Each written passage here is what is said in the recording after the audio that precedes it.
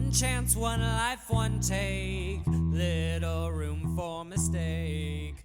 Who do you Welcome to the Dead wanna Funny Dead Serious be? podcast. This is the 30 End of Life Doulas in 30 Days series. And my name is Mitzi, and I'm your host today. Today, we are going to welcome End of Life Doula Kristen Elliott. Hello, welcome. Hello, thanks for having me. Anytime. So, this is Kristen Elliott. Can you say a little bit about your company?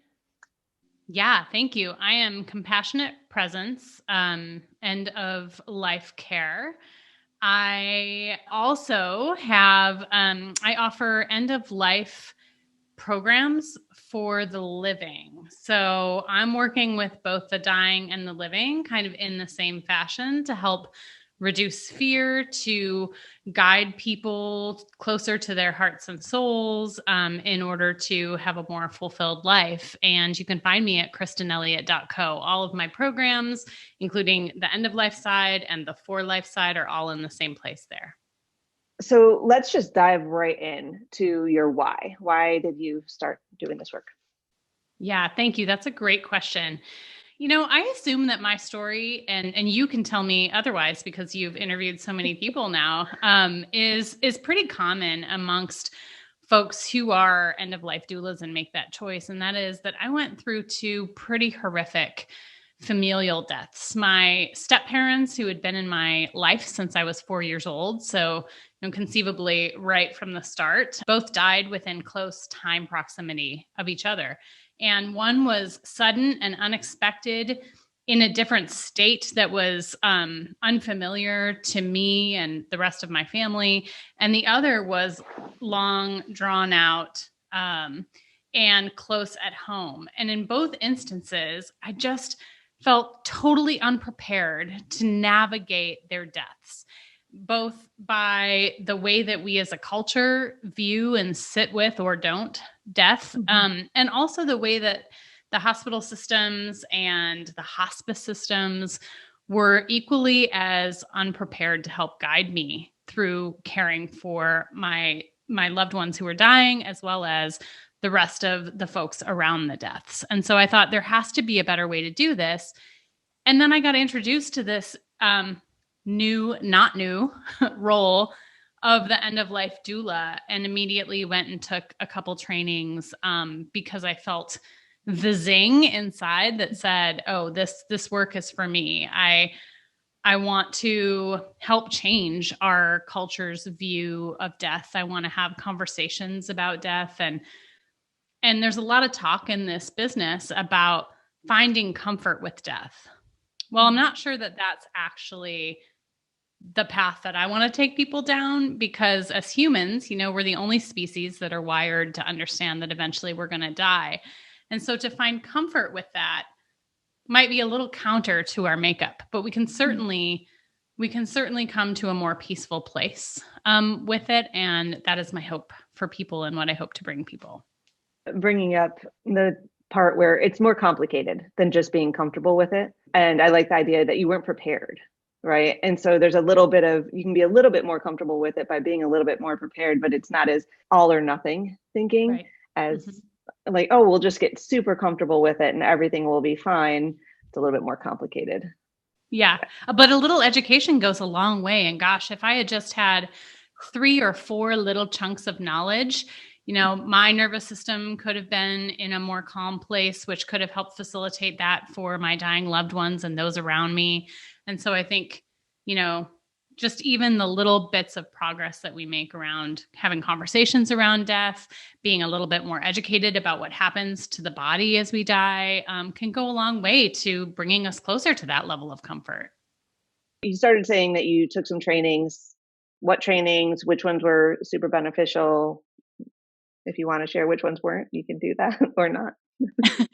Yeah, actually, I think, everybody brings their own view and their own approach to end of life work. And so I see value in collecting as many points of view and experiences as possible to round out my own practice. So I got trained by the International End of Life Doula Association, EOLD, which is kind of the leading body for certification. And I'm doing air quotes here because I'm not convinced that we need a certification to support people at the end of life. It's something humans, and especially women, have been doing since the beginning of time. They offer that. And then a sacred passing, which is here in the Seattle area, takes kind of a different approach. So EOLD really focuses on pre-death and helping people to understand the value that their life held and how they might want to exit. Whereas a sacred passing and some others like it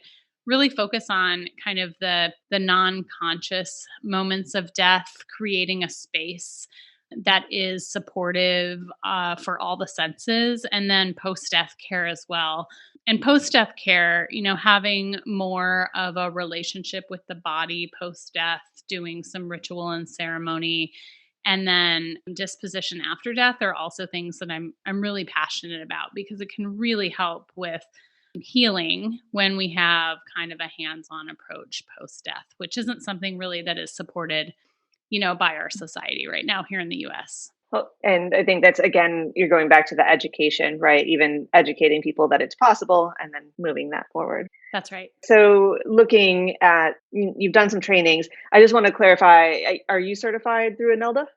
I am not certified. And the reason is because the stipulations for that certification are really intense. A number of hours with a number of sign-offs from various people. And, when you're working with death, sure, sometimes you'll have folks that are willing to write you up a recommendation after, the family of the deceased and that kind of thing. But sometimes that's just not possible. And the amount of time that's put into the care of the dying person and their communities, I feel, is where my time should be spent.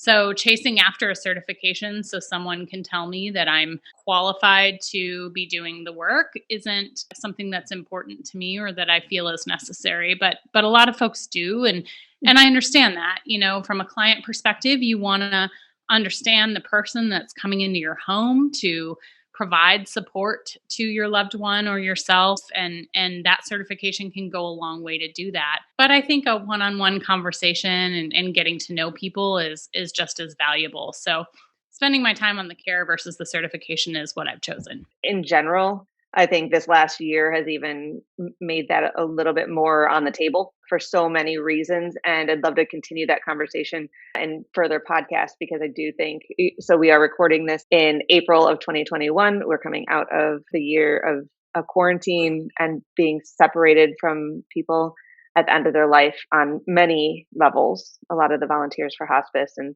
otherwise. So kind of moving into challenges, but it's just really a bridge, because that's one of the challenges, right? Is getting the respect and making sure that people understand that you're qualified for this and that we don't traumatize people. So what other challenges have you found? Yeah, so right now I'm in a place in my life where I have a full-time job that is not end-of-life doula, and then I have the end-of-life doula role, and I'm really passionate about taking the work we do with the people at the end of life and translating it for people who are living to help deepen their relationship with themselves. Like, when I took these trainings and understood more of what was involved with end of life work, I thought, why as humans are we not going through this while we're living, while we can really grasp a deeper meaning of our lives and really live our lives to the breadth and the depth, right? And so I'm kind of balancing all of that. And one of the challenges is the kind of the infancy of this role, which is a bit of a misnomer, because again, this role has been around since the beginning of time. But once end of life care got changed after the war and embalming and funeral homes kind of came into being, we stopped caring for our dead in a more intimate way, our dead and our dying. And so this role kind of went away, and now it's reemerging as we see the necessity in society. And so people aren't familiar with it. People are generally not very familiar with death, the end of life process. We keep it very hidden. And so trying to establish a business and a role like this takes time. So that is a challenge. And, I'm up for the challenge. I'm up for doing a lot of speaking and engaging and having one-on-ones with people in order to just continue the conversation. But I would say, the time and the space to build comfort with the role itself and knowledge about the role itself is one of the big challenges right now. They're hand in hand, right? Getting the education out and then having people trust you so you can get in that space, because it's a very vulnerable space for the dying, for their families, right? And they don't even know what an end of life doula is for the majority of folks. And so there's a lot there. There's a lot. And I can totally understand why folks would be like, why do I need this? And so there's, a level of conversation that needs to happen about the benefits of the role. And it's one of the reasons why I'm part of a collective here in Seattle, StoneCirclesCollective.org, which is a group of us that share work and clients as appropriate. And then staynear.co. I'm a navigator for near.co, and they are also doing the work of educating people about why this role can be so supportive and so necessary at the end of life. And so those are two other ways where, I'm putting myself in places where these conversations can happen and the education can get out there. I've voiced my opinion. I like the idea of collectives for so many different reasons, because, you have a group of people that can share the work because this is hard work.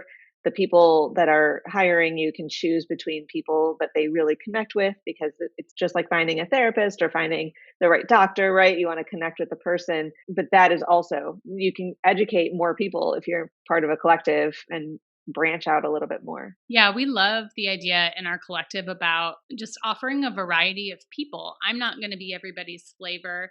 My partners aren't going to be everybody's flavor, but together, hopefully we can serve more of the community, because people can find different flavors within our collective and different ways to be supported by the whole group. That's lovely.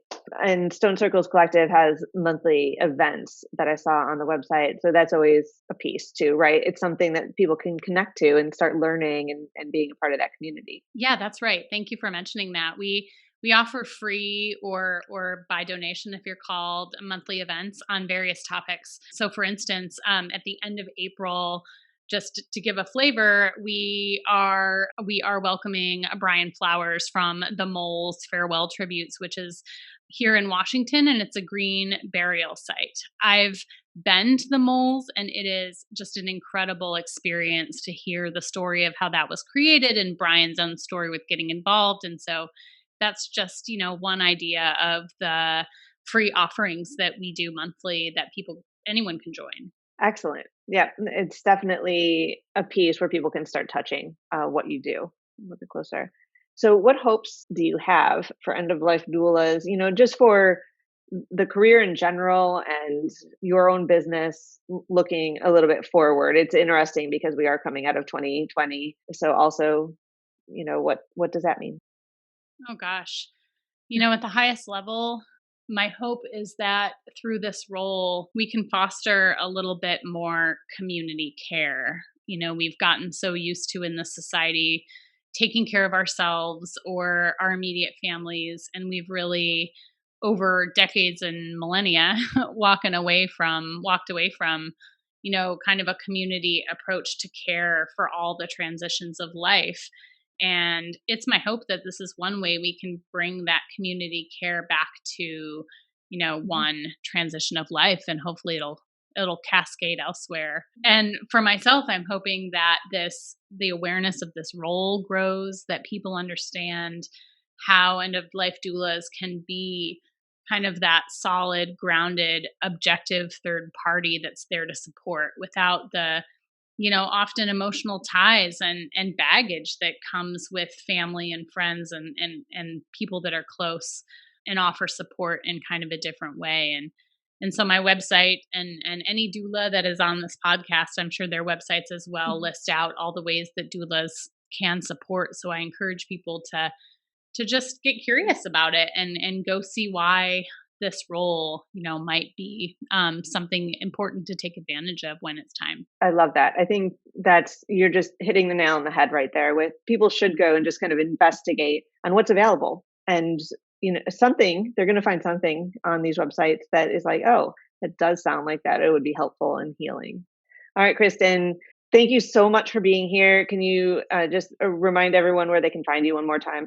Yeah, Mitzi, thank you so much for having me and for facilitating these conversations and for doing the work that you do to just again, bring that awareness about death and end of life care and existence. The work you do is so important. And, I'm just honored to be in your community. You can find me at kristenelliott.co. That's my end of life work and my work with the living. You can find me and a handful of others at stonecirclescollective.org, and also staynear.co is a great place to find navigators for the end of life. And then my Instagram is Kristen Elliott Seattle. All right, everyone, hop on over and follow Kristen on Instagram.